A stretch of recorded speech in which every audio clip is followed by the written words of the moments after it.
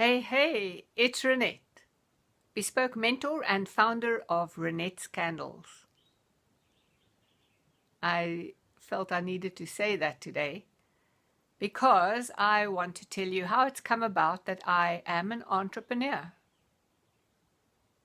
Interestingly enough, I'm not quite sure. I think I was born that way.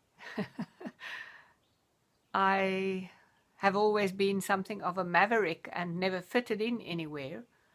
And certainly once I started to work, as in having a job, it just never appealed to me. I could never really feel fulfilled or enjoying it, and I never lasted very long in any job before I resigned because I was bored out of my skull. Other than being props mistress for opera and ballet, that I really enjoyed. But then with that, the company no longer continued to exist. So that was the end of that. The Performing Arts Council of the Transvaal ceased being subsidized by the government, and the whole theatre scenario changed.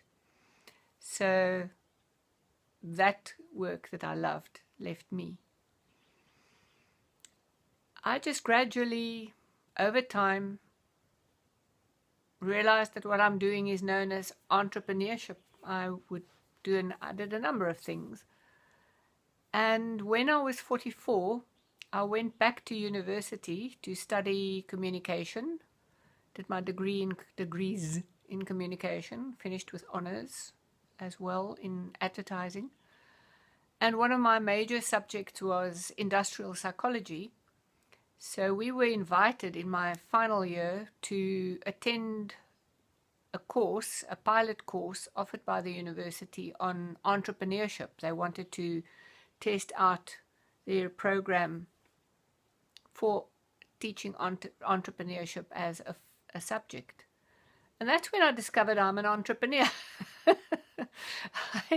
I was invited to attend it and actually contributed to it in terms of content because I was the only student there in the field who actually had a business. Renette's Candles had existed some years before then already. I created that in 1978.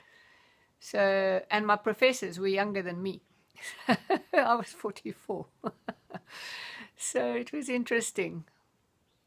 There isn't really a day or a moment or something that made me become an entrepreneur. It was just literally that I didn't fit in with any of the normal things, and I usually ended up with wanting to do something completely different to most people and seeing solutions that I thought were obvious. For instance, when I was still at school, I was a fur tracker, which is similar to the brownies, I think, in English.